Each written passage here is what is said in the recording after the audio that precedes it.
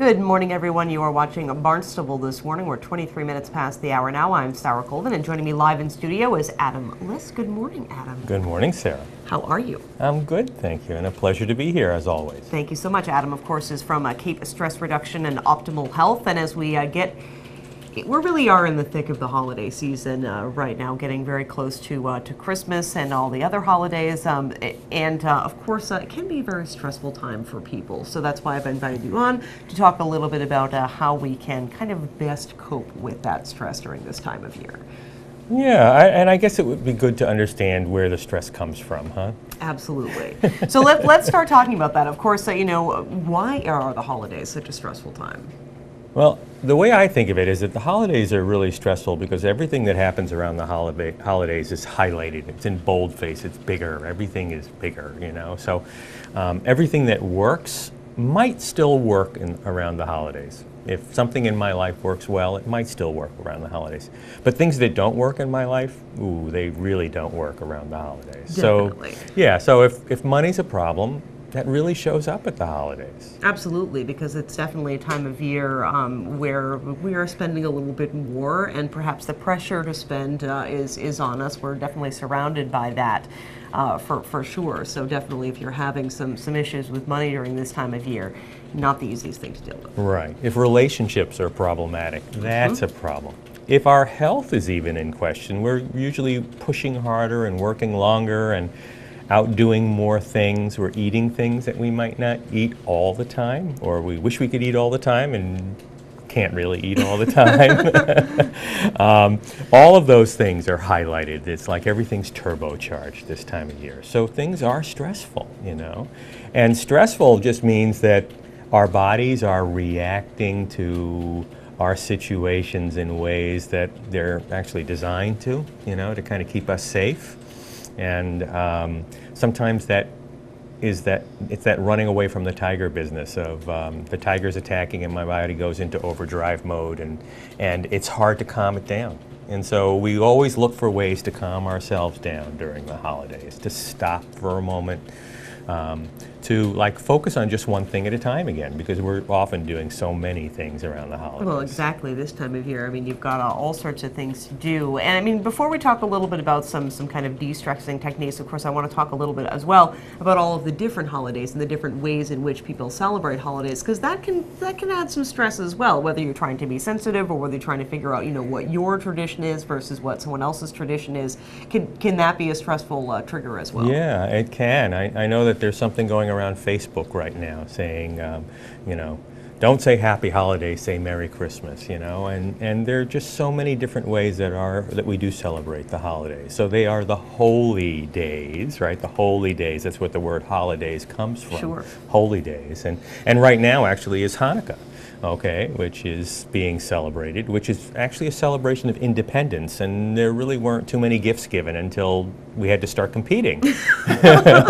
Okay, and the gifts given at Christmas were never quite the way it is now either, so people complain about the commercialism of Christmas. And then Kwanzaa is celebrated from the 26th of December through January 1st, and that's another celebration. And then some of us celebrate lots of different things, and of course, some of us celebrate none of those things. And then there's the solstice, and it's interesting that all this stuff happens around the solstice. So we layer holidays on other traditions that came in our histories, our cultural histories, and just being aware of that. So I know that I grew up in the Jewish tradition, and when somebody said Merry Christmas to me, I thought, you know, like that's not like really respecting me. And then I spent a really wonderful Christmas at school in Amherst, Massachusetts, actually, where all the students had gone home and everybody in town was so thankful to have their town back, that it was this most wonderful celebration, and I really got what it's like to just say Merry Christmas. That was more than just celebrating Christ's birth, which was a whole different story. And Merry Christmas has become something bigger, also. You know, so it includes lots of different things. And so for us to be kind of sensitive about that with people, and aware that people might sensitive themselves about But it. perhaps also taking a look at the similarities. I think that regardless of which one, which specific holiday you are celebrating, it's a time to celebrate light and love and happiness and all of those things. And so if you can kind of think about those things unifying, whether you're celebrating Hanukkah or Christmas or Kwanzaa or the solstice or whatever, it all kind of is linked together through those elements. It is. So, one of the things we like to do is we do like to give gifts, and there's lots of ways to give gifts. So one of the things we could do is give the gift of our attention. And if you're with a child or with a grown-up, to really stop for a moment and pay attention and be present with that person, to kind of get what that person really needs or wants, and to see if you could give that to them in a way of attention. So that's really a wonderful thing. Sure. Another thing would be to kind of learn how to receive, because a lot of us don't know how to receive very well. And if somebody's going to give a gift, somebody's got to get it, Exactly. So it's nice to do that too. Absolutely, and being grateful for what you get, and regardless of whether it's that perfect thing that you might be looking for. I think that anytime someone gives you a gift, you should express gratitude. No matter what it is. Yeah. Someone took the time to think of you. That's right. So if the gift itself isn't really what you were looking for, it's the intention that counts, right? So Absolutely. That's the person's intention to give a gift and Absolutely. to celebrate something. What about kindness? What about being kind to others? Obviously, that's something we hear a lot about. You've got to be nice because it's Christmas and Santa's coming and all of that. But really, what does it mean to be kind and to share yourself with others? Well, that's a really good question. We talked about that a little bit the last time I was on, and that's really being able to acknowledge somebody for what they do in life and for what they're doing for us, and to actually to get that inside of the body on that side of the table is somebody just like me, right? Right. No matter where that person is in the world, we share some really universal things. We want to be respected. We want to be free. We want to be happy. And really just recognizing that at any moment, any individual moment, and again, that's at the store, at the cash register, at the supermarket, in the restaurant, with your family, to just really stop for a moment and be present with somebody. What are some of the things that we can do to try and relieve this stress and enjoy the holidays the best we can? Well, one of those things is to stop, like I said. But you could stop and actually take a breather. So do we have time to do 30 seconds of stopping? We can do that. So around the holidays, there are a lot of bells. Okay. Okay, Yes, there are a lot of bells. And I brought a bell, and it's from the other side of the world. I can tell that. It's a wonderful sound, and maybe we could just stop and listen to it. Sure. So if you're at home and you want to stop and listen too, you could just listen to the bell for, 20 seconds or so. Ready? Okay. And when the bell stops, just keep listening.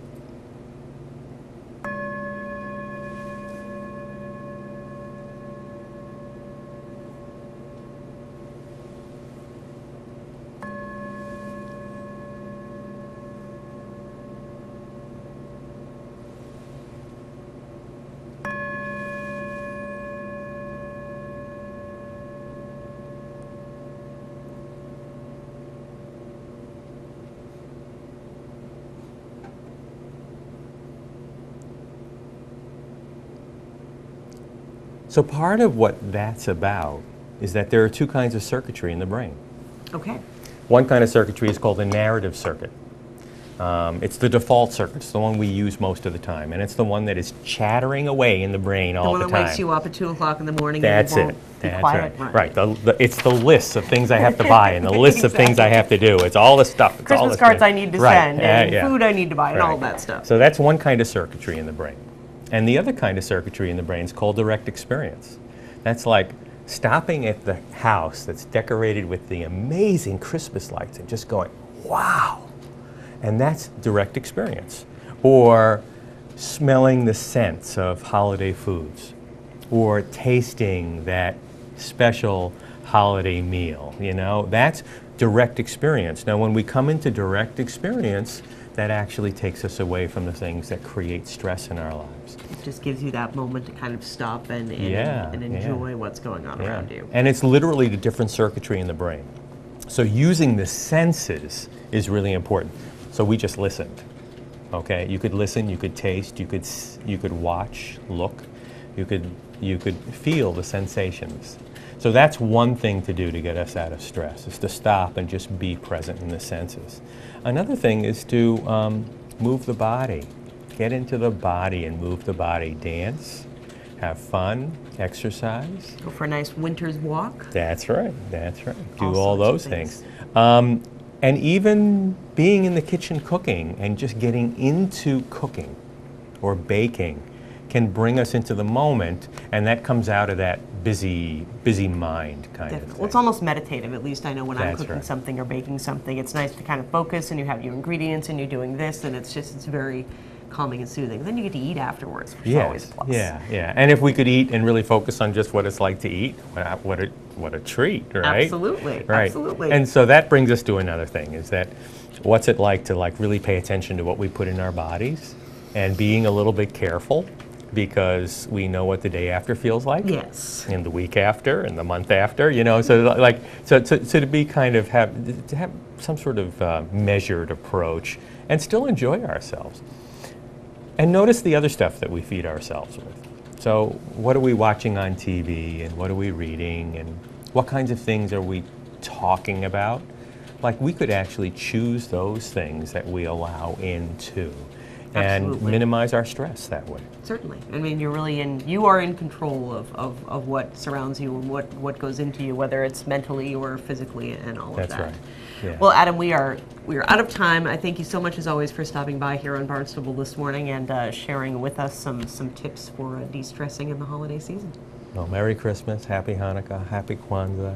Thank Enjoy you. the solstice. Same to you. Absolutely. Take care. Thank you. Adam Liss, of course, with Cape Stress Reduction and Optimal Health. The news is next.